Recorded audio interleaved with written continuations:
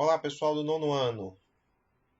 Hoje a gente vai falar um pouquinho sobre a teoria sintética da evolução, também conhecida como neodarwinismo.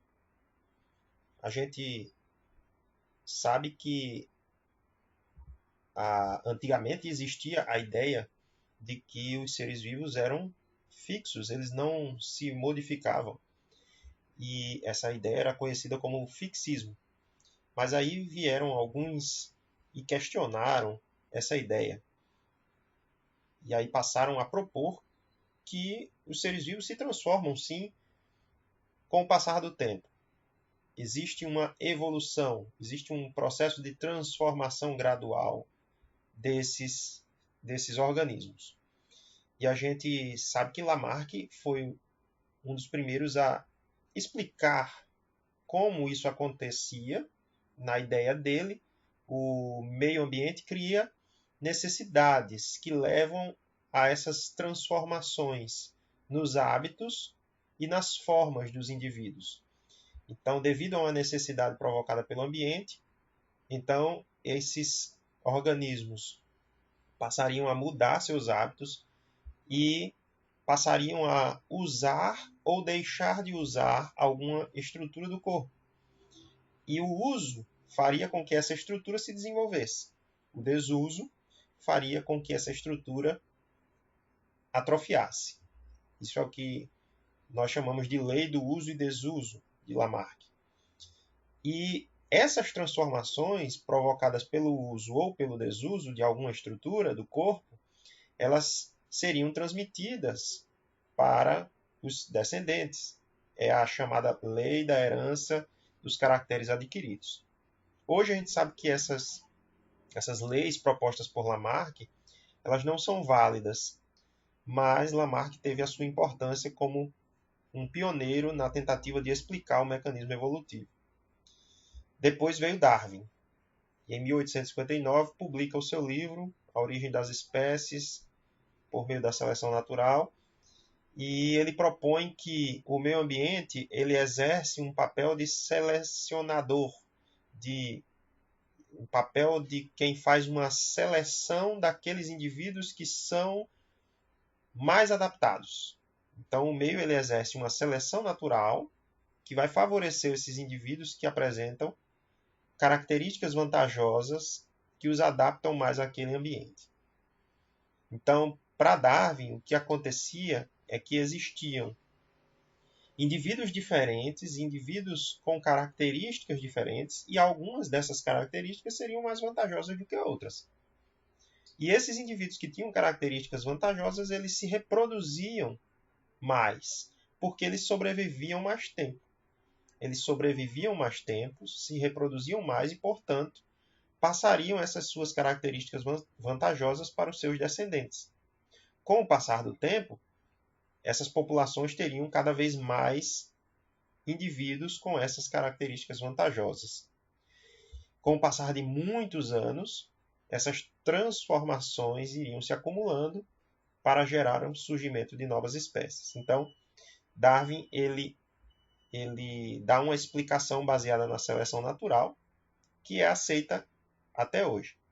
Porém, Darwin não conseguiu explicar tudo o que ele queria, que ele precisava.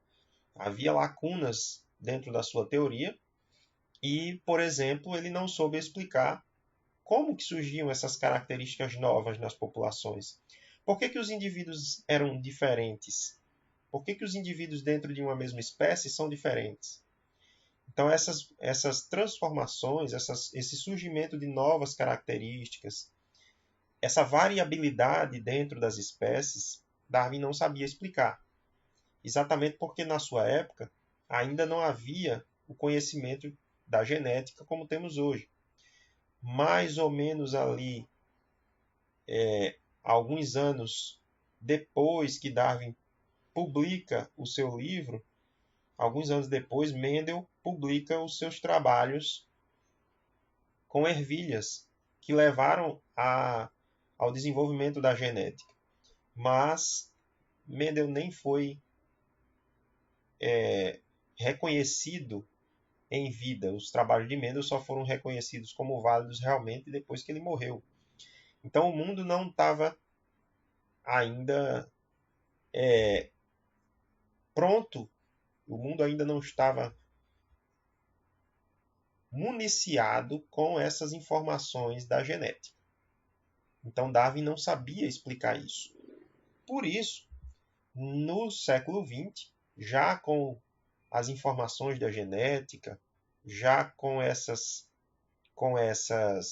novas descobertas, alguns cientistas, como por exemplo Theodosius Dobzhansky, Ernest Mayr, outros cientistas também, eles contribuíram para o desenvolvimento do que nós chamamos de neodarwinismo ou teoria sintética da evolução, que é um aprimoramento, digamos assim, do darwinismo, porque agora as ideias de Darwin a respeito da seleção natural, da variabilidade dos seres vivos, elas agora recebem o apoio da genética para explicar aquilo que Darwin não conseguia explicar.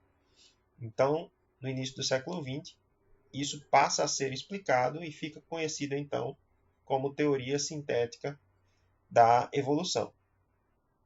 Então, hoje a gente sabe que existem alguns fatores que contribuem para a variabilidade genética. Um deles são as mutações. As mutações que são mudanças, modificações no DNA, transformações no DNA. Essas mutações, essas modificações no material genético, elas podem acontecer, por exemplo, durante a duplicação do material genético. Então, quando uma célula vai ser duplicada, por exemplo, quando vai acontecer uma mitose, então, para que essa célula se duplique, ela precisa antes fazer uma cópia do seu material genético. Durante esse trabalho de copiar o material genético, pode haver erros, pode haver equívocos. E, às vezes, esses equívocos, esses erros, ficam, eles não são corrigidos. E, por isso, surgem mutações. Em alguns casos, as mutações trazem problemas que são eliminados. Em alguns outros casos, elas podem trazer o surgimento de características novas e benéficas. Outra coisa que pode acontecer, que pode provocar o surgimento de mutações, é se esse DNA ficar exposto a algum fator ambiental que possa mudar esse DNA. É o caso, por exemplo, da radioatividade. Então aqui eu estou mostrando para vocês uma foto da explosão de uma bomba atômica. Então, pessoas que sofreram a ação dessa radioatividade sofreram também com mutações. Mutações essas que provocaram, por exemplo, o desenvolvimento de câncer em várias pessoas. Então, as mutações elas podem acontecer por alguns fatores. A radioatividade, algumas substâncias químicas podem provocar o surgimento de mutações. Então, existem diversas causas. O fato é que as mutações são a fonte de novas características. A modificação no DNA é que faz com que surjam características novas nas populações, coisa que Darwin não sabia explicar porque não tinha ainda esse conhecimento genético. Agora, as mutações elas só passam para os descendentes quando ocorrem nos gametas ou nas células germinativas, que são as células que dão origem aos gametas. Então, no caso da espécie humana, nossos gametas são o ovócito, é o gameta feminino, e o espermatozoide, que é o gameta masculino. Esses gametas eles carregam uma parte do DNA da pessoa. Então, quando ocorre a fecundação, o espermatozoide entra no ovócito, ou no óvulo, como a gente costuma chamar. Então, ocorre a mistura do DNA do pai com o DNA da mãe para formar o DNA do filho. E se houver alguma mutação, se acontecer alguma mutação exatamente no material genético dos gametas, com certeza essa mutação será passada, portanto, para o DNA do filho. Ou se essa mutação aconteceu na célula germinativa que originou esse gameta. Então, isso passa para as células do filho. Uma mutação que acontece em qualquer outra célula do corpo, que a gente chama de células somáticas, células da pele, célula do estômago, são células somáticas. Mutações que acontecem em células somáticas não passam para as próximas gerações. Então, para passar para a descendência, é necessário que essas mutações aconteçam ou nas células reprodutivas, os gametas, ou nas células germinativas que originam esses gametas. Uma outra fonte de variabilidade é a reprodução sexuada. Como a gente acabou de ver, para surgir o material genético de um indivíduo, precisa haver a mistura do material genético do pai com o da mãe. Isso gera a formação de novas combinações de genes. Então, o conteúdo genético do pai é um, o conteúdo genético da mãe é outro, o conteúdo genético do filho é completamente diferente. Ele recebe metade do material genético da mãe, metade do material genético do pai, e faz uma recombinação desses genes. Esses genes são, portanto, recombinados no filho. E, portanto, isso gera uma variabilidade genética. Sem variabilidade genética, não poderia haver seleção natural, porque se os indivíduos fossem todos iguais, o ambiente iria selecionar o quê? Todos são iguais. Se houvesse algum tipo de modificação no ambiente, ou todo mundo sobreviveria ou todo mundo morreria, por exemplo. Então, a seleção natural, ela atua exatamente em cima de uma variabilidade genética que foi criada por mutações e também pela reprodução sexuada. E aí sim, a seleção natural vai atuar. As características favoráveis permanecem. As características desfavoráveis, as características que não trazem adaptação, elas são eliminadas. Vamos pegar um exemplo aqui. Numa população de insetos, então, alguns têm uma mutação que proporcionou a eles uma resistência a um determinado agrotóxico, por exemplo. Então, esses insetos que estão pintadinhos de preto são os resistentes. Eles têm uma mutação no seu material genético que permite a eles sobreviver na presença de agrotóxicos. Quando ocorre a utilização de agrotóxicos, isso gera uma seleção. Aqueles que são resistentes sobrevivem. A maior parte dos que não são resistentes morrem. Então você tem aqui uma seleção. Esses que são resistentes e que sobreviveram, com o passar do tempo, com o passar dos anos, com o passar dos meses, com o uso desses agrotóxicos repetidamente, eles vão sobrevivendo e vão se reproduzindo. Vão se reproduzindo, portanto, muito mais do que os outros que morrem antes. Eles vão deixando cada vez mais descendentes. No fim das contas, vai acontecer uma mudança na população. Vai ter cada vez mais indivíduos resistentes e menos indivíduos suscetíveis, menos indivíduos não resistentes. Então, isso é um processo de adaptação provocado pela seleção natural. É a mesma coisa que acontece no caso das bactérias resistentes a antibióticos. As bactérias,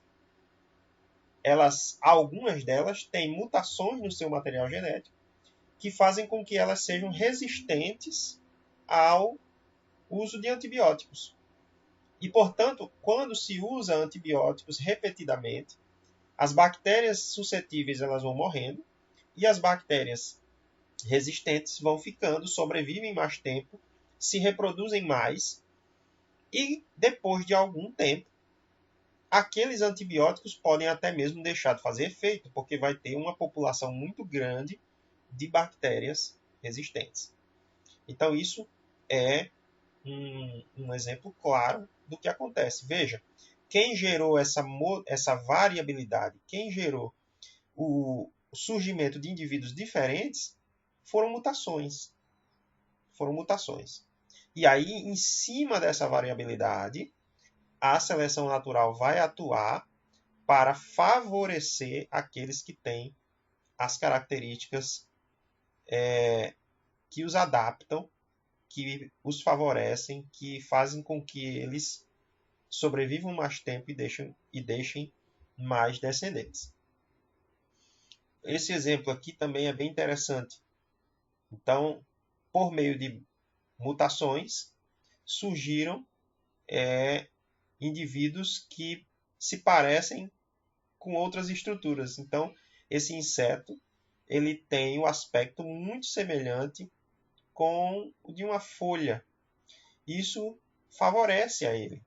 Isso é uma vantagem para ele, porque ele consegue se camuflar no seu ambiente. Ele consegue ali ficar menos visível para os seus predadores. E isso é uma vantagem para ele. Então, essa mutação que provocou o surgimento dessa característica, ela foi selecionada positivamente.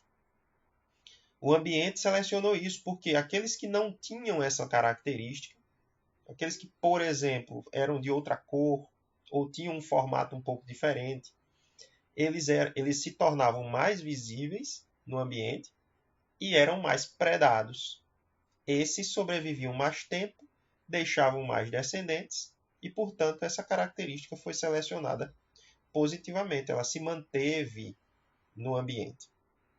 Então veja que nós estamos pegando a ideia de Darwin, de seleção natural, que ele já explicava, mas agora a gente tem como explicar como surge essa variabilidade. Como surgiram essas características novas que foram selecionadas pelo ambiente. Isso só foi possível com o neodarwinismo, isso só foi possível com a teoria genética, na teoria de Darwin. Então, gente, por hoje é isso. Até a próxima. Valeu!